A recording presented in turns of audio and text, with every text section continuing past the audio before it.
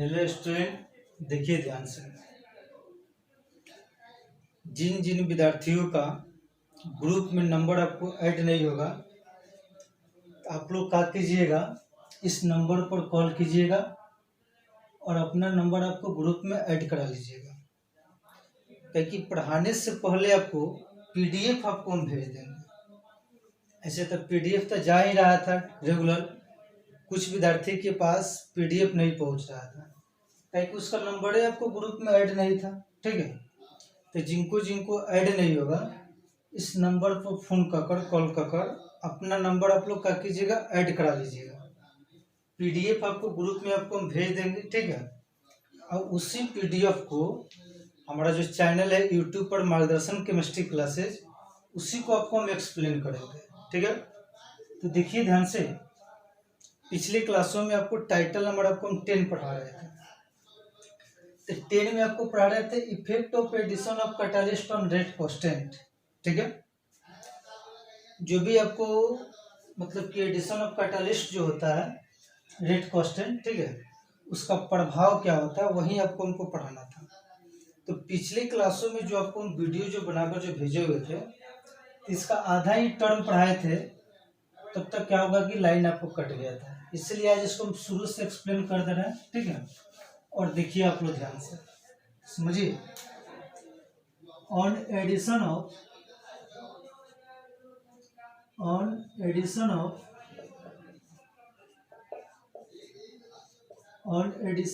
catalyst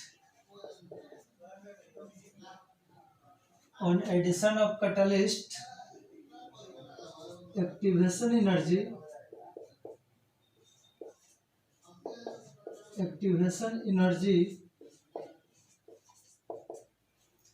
is changed from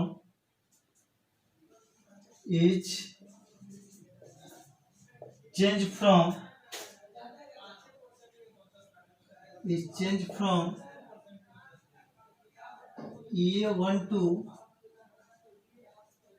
EA2। यदि आप catalyst को ऐड कीजिएगा तो एक्टिवेशन एनर्जी जो होता है वो हमारा चेंज करता है EA1 टू EA2। तो आप लोग देखिए ध्यान से। General formula ln K is equal to ln A minus, ठीक है, ये भाई क्या बताए थे, RT।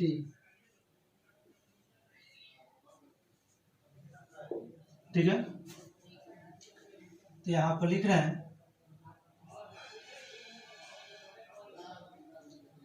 With activation energy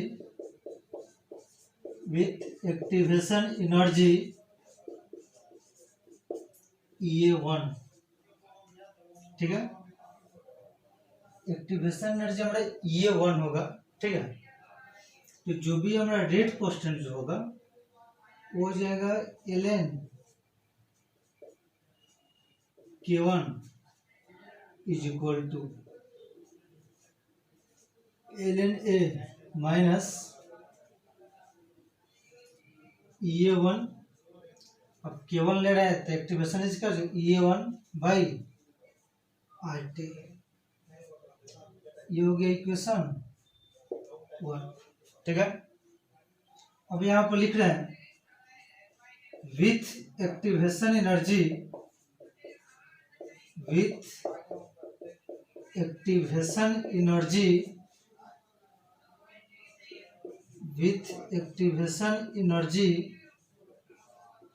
EA2। यदि एक्टिवेशन एनर्जी हमारा EA2 होगा तो रेट जो कांस्टेंट हो जाएगा, इसके जगह पर क्या हो जाएगा, ln K2 is equal to ln A minus EA2 में क्या हो जाएगा, RT। रेट कांस्टेंट K1 होगा तो एक्टिवेशन एनर्जी क्या होगा, EA1। रेट कांस्टेंट K2 होगा तो एक्टिवेशन एनर्जी क्या होगा, EA2। Equation number 2। ठीक है, अब इसी इक्वेशन 2 में से एक को घटा लीजिएगा, उसका फाइनली आपको रिजल्ट आपको बनकर तैयार हो जाएगा। ठीक है, तो इसका स्क्रीनशॉट लीजिए। इक्वेशन 1 में से 2 को हम जा रहे हैं घटाने, ठीक है, देखिए ध्यान से। तो सब आपको पीडीएफ भेजेंगे तो वहां से आप लिख लीजिएगा। यहाँ पे लिखने जा रहे हैं फ्रॉम इक्वेशन 2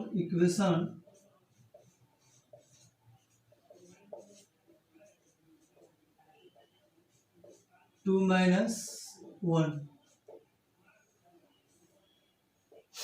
इक्वेशन 2 में से a को घटा दीजिए, ठीक है। तो इक्वेशन 2 में से a को यदि आप घटाइएगा तो देखिए ध्यान से, इक्वेशन 2 हमको यही ना है, ln k2 minus ln k1 is equal to, equation 2 कितना है, ln a minus a2/RT minus equation 1 कितना है, ln a माइनस a1/RT, ठीक है। अब देखिए ध्यान से, ये जो भी हमारा ln जो होता है आपको नेगेटिव में होता है, माइनस में होता है, तो लॉग आपको पढ़ेगा log x माइनस वाई, ठीक है, log x minus log y, तो log x बाई क्या होता है y। उसी तरह ln क्या हो जाएगा, ln k2/k1 is equal to ln a minus a2/RT minus ln a minus minus plus a1/RT, ठीक है।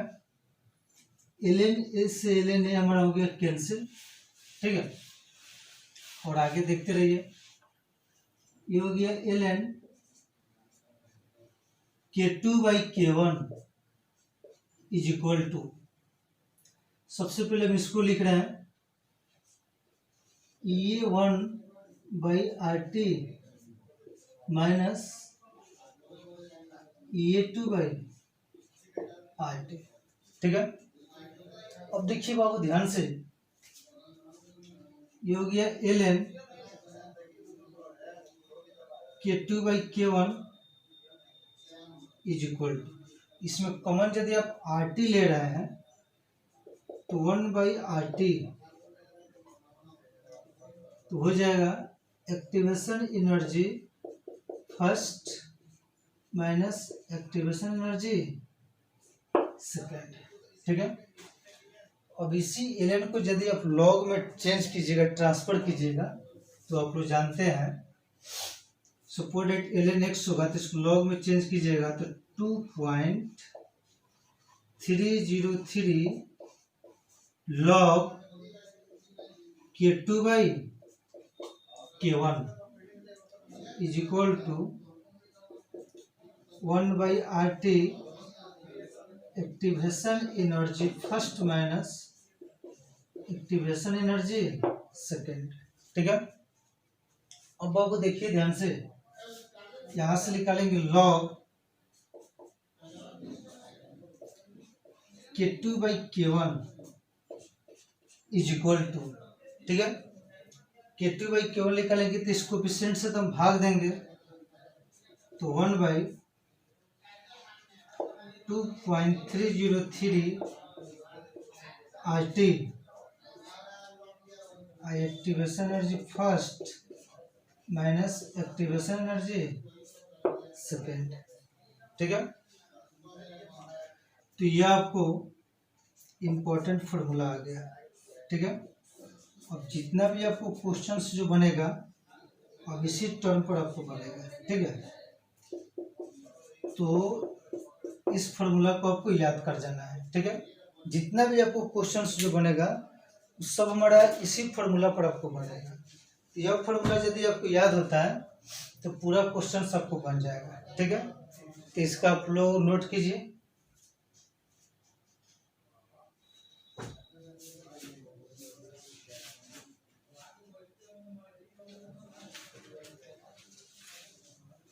नोट कीजिए।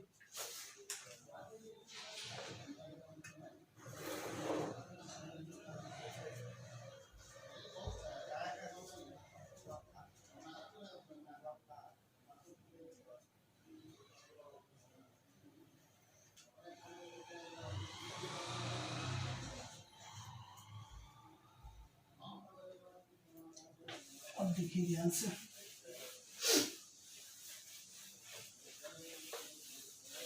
सब पहले आपको थ्योरम ड्राइव कर दे रहा है अर्हेनियस इक्वेशन का, तो एक बार क्वेश्चन सबको हम बनवा देंगे, ठीक है। अब आगे पढ़ना एक टर्म होता है टेम्परेचर कोफिशिएंट। टेम्परेचर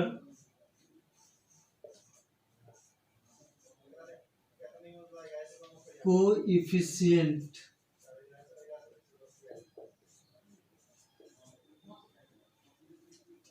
इसके हिंदी में तापमान गुणांक, तापमान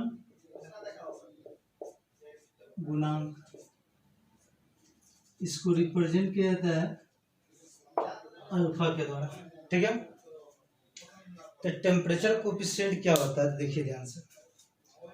टेम्परेचर कोफिशिएंट एक आपको फैक्टर होता है जिसमें रेट कांस्टेंट को बढ़ाने पर टेम्परेचर जो होता है वो 25 डिग्री सी से 35 डिग्री सी हमारा इंक्रीमेंट कर जाता है। कोई पूछेगा टेम्परेचर कोफिशिएंट क्या है, तो सिंपल सा बताइए तापमान गुणांक। कि तापमान गुणांक एक फैक्टर होता है जिसमें रेट कांस्टेंट को बढ़ाने पर टेम्परेचर जो होता है 25 डिग्री सी से आपको 35 डिग्री सी आपको बढ़ जाता है, यानी रूम टेम्परेचर से 10 डिग्री सी आपको बढ़ जाता है। इसी पर डिफाइंड होता है हमारा टेम्परेचर कोफिशिएंट।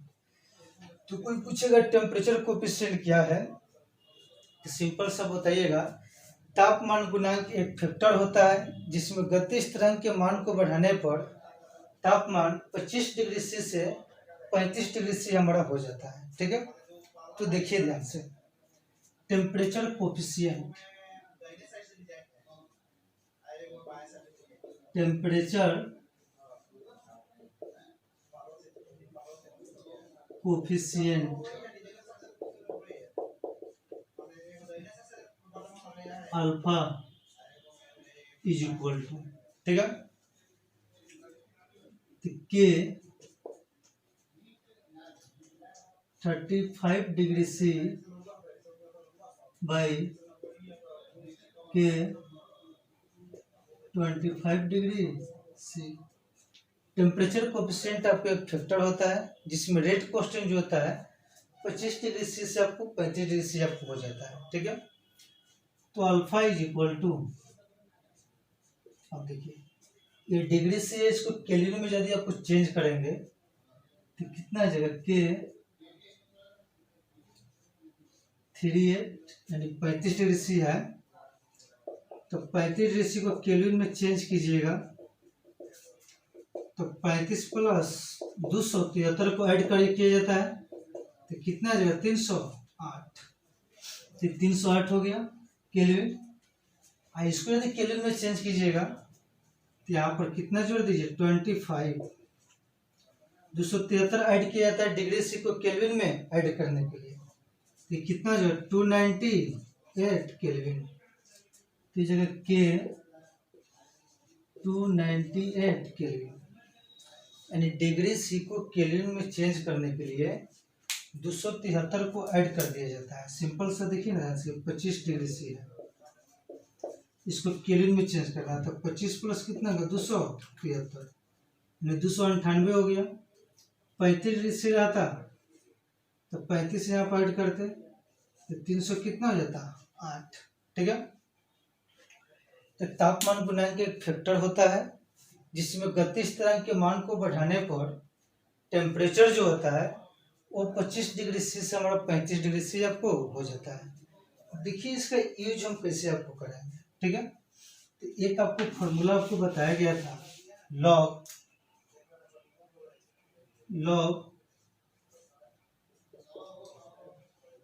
K2/K1 ठीक है। तो लॉग K2 बाई जो K1 जो था ये by 2.303 R 1 by T1 minus 1 by T2, ठीक है। तो जो भी आपको जो फैक्टर जो टेम्परेचर कोफिशिएंट है वो हमारा कितना है, तो लॉग आपको कितना है के 308 बाई के 298 इज इक्वल टू, ठीक है। तो देखिए ध्यान से ये बाई 2.303 आर, अब ये हो गया 1, ठीक है। ये हो गया K2, ये क्या हो गया आपको K1। तो आपको K2 का मान कितना और K1 का मान आपको कितना है, तो देखिए ध्यान से K1 का वैल्यू कितना है 298, तो T1 का वैल्यू कितना आ जाएगा 298 माइनस K2 का वैल्यू कितना है 308, तो 1 बाई T2 जो हो जाएगा 30 कितना आ जाएगा 8, ठीक है। ऐसे आप लोग हम सेट करेंगे तापमान गुणांक को। तो कोई पूछेगा टेम्परेचर कोफिशिएंट क्या है, तो बिल्कुल आसान चीज है, सिंपल से आपको बताइएगा। एक बार फिर से समझा दे रहे हैं कि तापमान गुणांक एक फैक्टर होता है जिसमें गति नियतांक के मान को बढ़ाने पर तापमान जो होता है वो 25 डिग्री सी से हमारा 35 डिग्री सी आपको हो जाता है, ठीक है। तो इसको आप लोग नोट कीजिए, एक आपको इम्पोर्टेंट पॉइंट है जा रहा है आपको बताना है।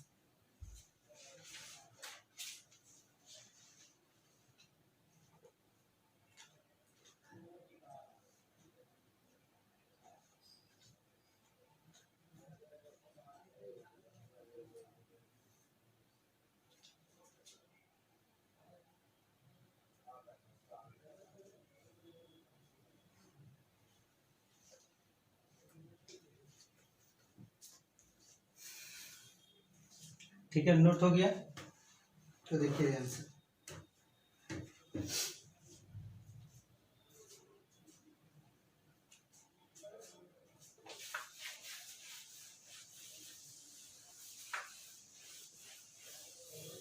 देखिए, अब एक इम्पोर्टेंट पॉइंट आपको बता रहे हैं, इम्पोर्टेंट पॉइंट।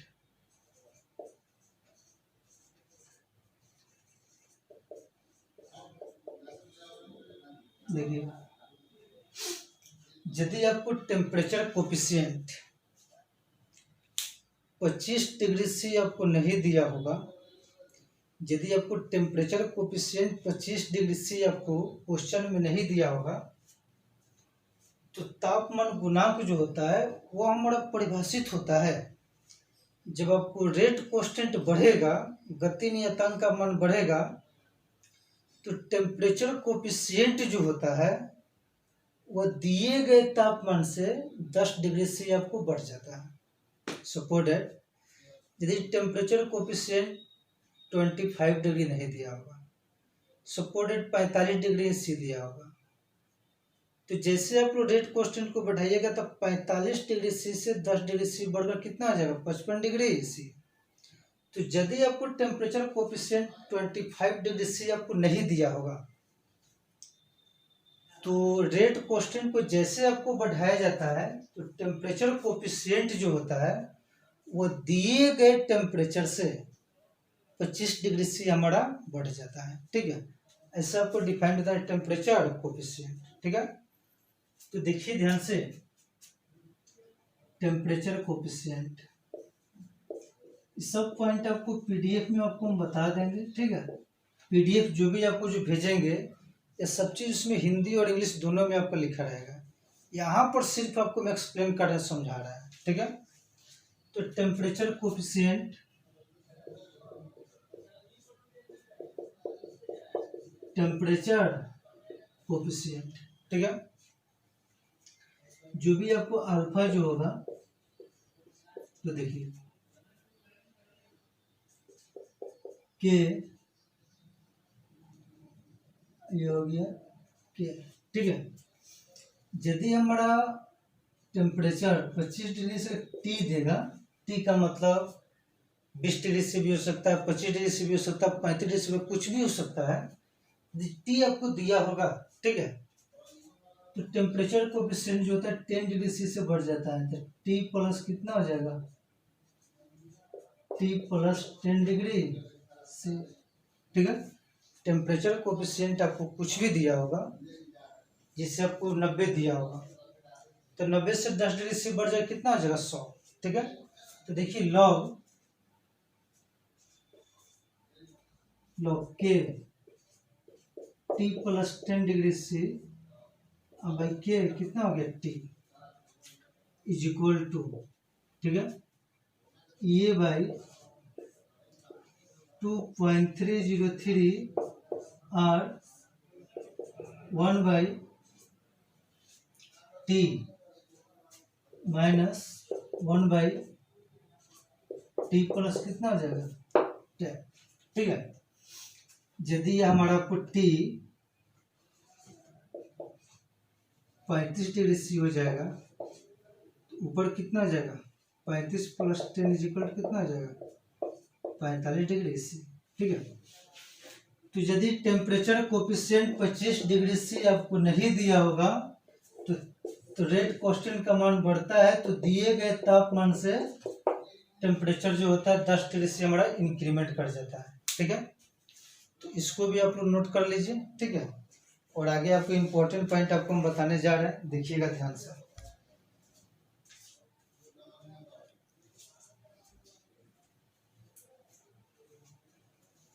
नोट कीजिए।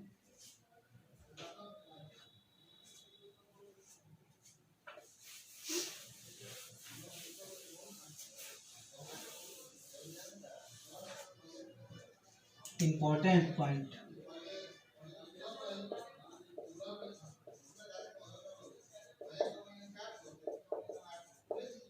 ये मेडिकल और इंजीनियरिंग के लिए इम्पोर्टेंट पॉइंट है, देखिएगा ध्यान से।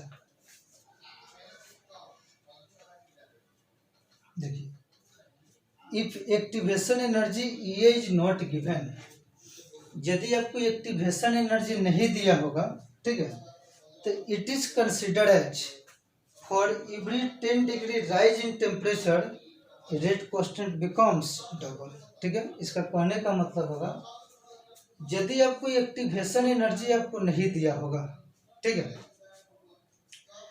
तो यदि प्रत्येक आपको 10 डिग्री टेम्परेचर आपको राइज जो करेगा, तो रेट कांस्टेंट जो होता है वो हमारा डबल्स हो जाता है। टेम्परेचर को यदि आपको एक्टिवेशन एनर्जी नहीं दिया होगा, एवरी आपको 10 डिग्री से आपको टेम्परेचर यदि आपको राइज करता है, तो रेट कांस्टेंट का मान हमारा कितना हो जाता है, डबल्स, ठीक है। यह मेडिकल और इंजीनियरिंग एग्जामों में बहुत ज़्यादा पूछा जाता है, ठीक है।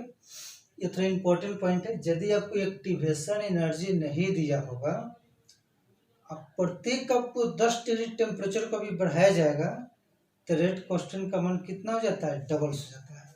अब कैसे, तो आपको क्वेश्चंस लिखकर आपको समझा रहे हैं, देखिए ध्यान से। अब सपोज डेल्टा टी, ठीक है, अब डेल्टा टी आपको जो होगा 30 हो जाएगा, ठीक है। डेल्टा टी यदि आपको 30 हो जाएगा, तो इसको लिख सकते हैं 10 इंटू कितना हो जाएगा, 3, ये 30 आ गया, ठीक है। और विपरीत 10 डिग्री जो भी आपको राइज जो टेम्परेचर जो करेगा, तो रेट कांस्टेंट हमारा क्या हो जाएगा, डबल्स, यानी इसकी जगह पर 2 हो जाएगा, इसके माथे पर कितना चल जाएगा, 3, ठीक है। तो यही होता है K2 बाई K1, तो K2 by K1 is equal to कितना हो जाएगा, 8, ठीक है। तो यदि हमारा एक्टिवेशन एनर्जी नहीं दिया होगा, अब प्रत्येक आपको 10 डिग्री टेम्परेचर आपको यदि आपको राइज करेगा, तो रेट कांस्टेंट हमारा क्या हो जाता है, डबल्स हो जाता है। तो 10 के जगह पर 2 रखिएगा, जो मल्टीप्लिकेशन में होगा उसका आप लोग माथे पर भेज दीजिएगा, ठीक है। ये आपको मेडिकल और इंजीनियरिंग का पॉइंट है, ठीक है, जिससे आपको हम बता रहे हैं delta T is equal to 1000, ठीक है। तो इसको लिख सकते हैं 10 इंटू 100। इबरी आपको 10 डिग्री जो राइज किया तो इसके जगह 2 लिख दीजिए, माथे पर कितना 100, ये हो जाएगा K2/K1। ठीक है, डेल्टा टी का मान सपोज है 40 होगा। इबरी 10 डिग्री से इसको कितना लिख सकते हैं 10 इंटू 4, तो हर 10 पर आपको डबल हो जाएगा, तो 2 के पावर कितना हो जाएगा 4, ये K2 कितना हो जाएगा K1। ठीक है, तो इसको आप लोग नोट कीजिए, मेडिकल और इंजीनियरिंग के लिए पॉइंट है। ठीक है, आपको एक क्वेश्चन लिखकर आपको अच्छा से हम समझा दे रहे हैं, नोट कीजिए।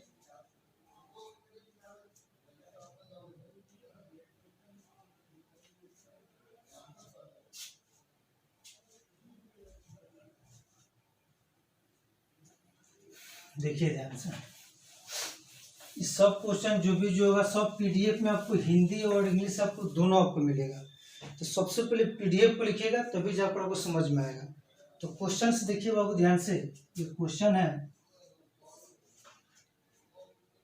डिटरमिन द फैक्टर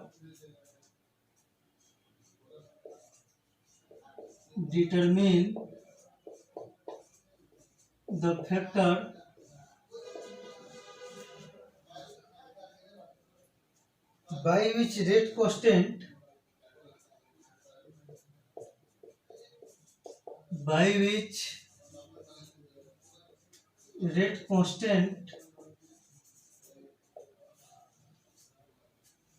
will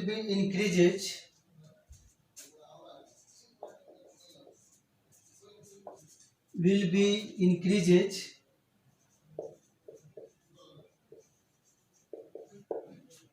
ठीक है, if temperature is changed from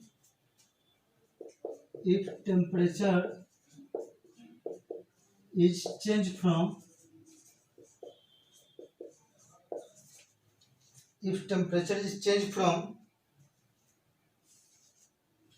250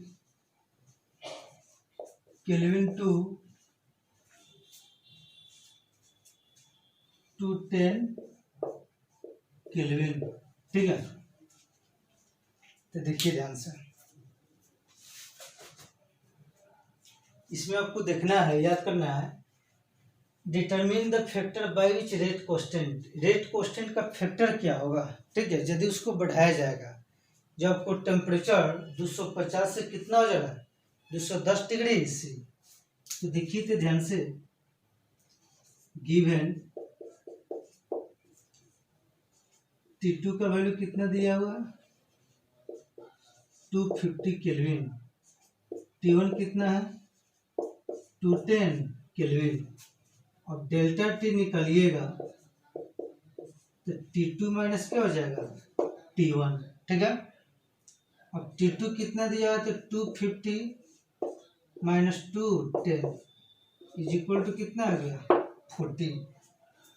अब आप लोग देखिए 40 को हम कैसे लिख सकते हैं, इसको लिख सकते हैं 10 इंटू 4, और विपरीत 10 डिग्री जो राइज जो करेगा तो रेट कांस्टेंट हमारा क्या होता है डबल्स, 10 के जगह पर 2 लिख दिए, इसके माथे पर कितना 4, यही हो गया K2/K1। यही वो फैक्टर हो गया जिस फैक्टर से आपको रेट कांस्टेंट इंक्रीमेंट करेगा। तो K2/K1 का मान कितना आ गया 16। ठीक है, तो देखिए ध्यान से, अर्हेनियस फैक्टर आपको जो पढ़ा रहे थे तो उसका ऑल टू ऑल पूरा आपको थ्योरी आपको हम डन कर दिए। ठीक है, अब अगले वीडियो में आपको क्या करेंगे, इस पर शुरू से आपको हम क्वेश्चंस बनवाएंगे। ठीक है, जैसे इसका क्वेश्चन आपको डन हो जाएगा, बस एक थ्योरी छोटा सा बचेगा कोलिजन थ्योरी, उसी में आपको एक जो थर्मिक और एंडोथर्मिक रिएक्शन आएगा और उस पर बहुत सारा हम क्वेश्चन कराएंगे, उसके बाद ये चैप्टर आपको खत्म हो जाएगा। तो 2-3 आपको और वीडियो भेज देंगे, चैप्टर खत्म हो जाएगा। तो आगे आपको हम पढ़ाएंगे इलेक्ट्रोकेमिस्ट्री। ठीक है, तो आपको इलेक्ट्रोकेमिस्ट्री पढ़ा देंगे तो 4 चैप्टर खत्म हो जाएगा। उसके बाद ऑर्गेनिक को देखा जाएगा। तब तक हमको लगता है कि 30 सितंबर के बाद कहीं आपको कोचिंग क्लास आपको खुल जाए। ठीक है। तो आप लोग सबसे पहले सबको पढ़ने के लिए PDF आपको बनाकर हम भेज रहे हैं, पहले उसको पढ़ लीजिएगा तभी जाकर इसको पढ़िएगा। ठीक है बाबू।